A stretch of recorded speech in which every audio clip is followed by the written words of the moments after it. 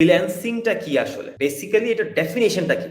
এটা যদি আপনি একটু এক্সপ্লেইন করতেন। ফ্রিল্যান্সিং বলতে যে শুধু গ্রাফিক ডিজাইন, ডিজিটাল মার্কেটিং অথবা ওয়েব ডিজাইন, বিষয়টা কিন্তু এরকম না। আমি লাইভের শুরুতে সাগর ভাই আমাকে বলতেছিল যে আসলে যারা গ্রামে মাটি কাটে অথবা যারা রিক্সা চালায় তারাও কিন্তু ফ্রিল্যান্সার। কিভাবে ফ্রিল্যান্সার?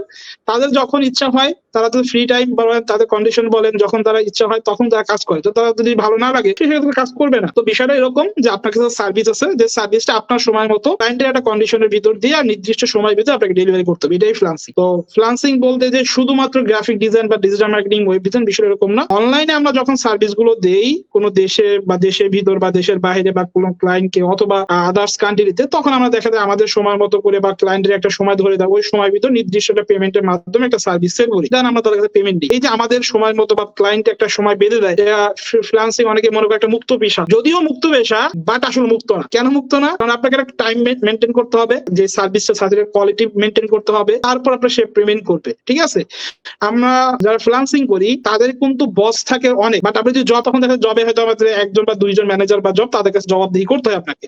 আর যখন আপনি ফ্রিল্যান্সিং করবেন তখন আপনার মাল্টিপল ক্লায়েন্টের সাথে মাল্টিপল স্কিল নিয়ে আপনাকে কাজ করতে হবে, তখন মাল্টিপল ক্লায়েন্টকে মাল্টিপল ভাবে আপনাকে বুঝাতে হবে, তখন কিন্তু প্যারাটা তুলনামূলক অনেক বেশি। ইভেন যদি ইনকামের কথা বলেন সেটাও বেশি।